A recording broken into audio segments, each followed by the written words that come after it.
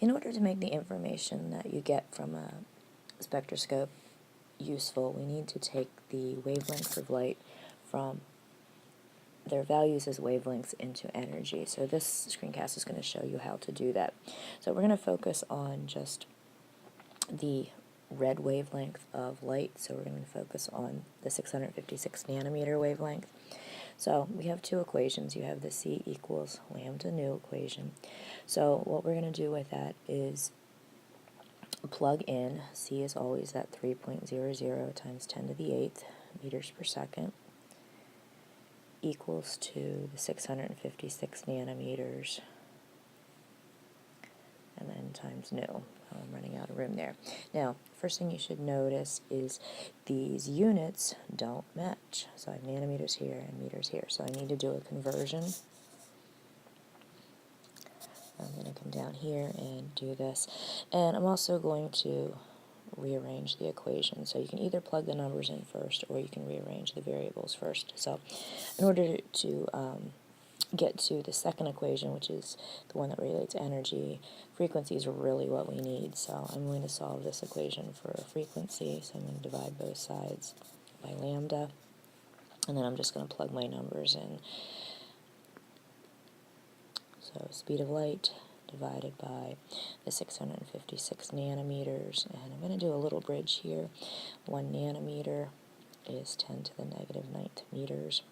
And if you remember, I set it up this way. This really is going to make this look like scientific notation. So when I enter this into my calculator, I'm going to do my 3EE8, and then I'm going to divide it by 656 EE negative 9, because at this point this whole thing is going to be an improper scientific notation, but it now has the format of times 10 to the negative 9th.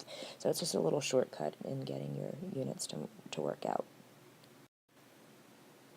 And when you calculate that, you get 4.57 times 10 to the 14th, and again the units are 1 over seconds because your meters are going to cancel, because you have meters per second divided by meters, so these guys cancel out. Okay. Now you're ready to just plug that into the E equals h nu equation.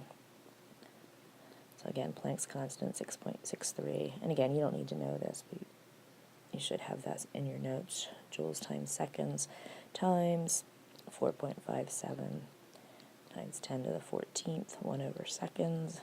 You'll see your seconds cancel, and you're going to end up with joules.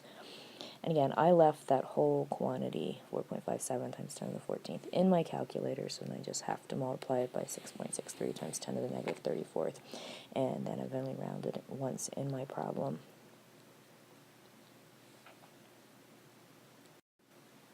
So again, this is the energy that's associated with the red line in the emission spectrum of hydrogen. Now, there's another way to do this. If you know that we need to look for energy at the end, you can basically put these two equations together right from the beginning. So it does put all your work in one place, and you don't have to worry about that rounding so much. So again, I need frequency, so I need to get this into this equation, but I don't have frequency, I have wavelength. So I'm going to rearrange this, okay, kind of like we did last time. Okay. Divide both sides like that, and then I'm going to take this whole quantity and substitute it in here, and that's going to give me E equals hc over lambda. This way I have all my work in one place, okay, and just putting my numbers in. So I actually have two constants at the very beginning. So Planck's constant and the speed of light. Okay, and you can see I'm doing all the same numbers. And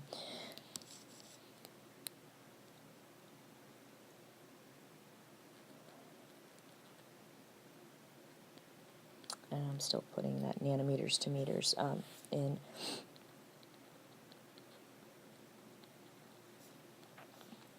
Okay.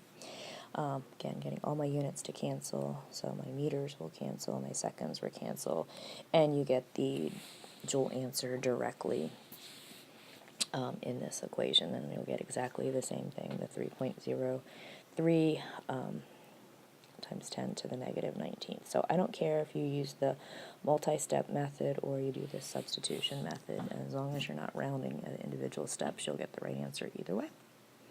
And again, that's how you get the energy value from knowing the wavelength.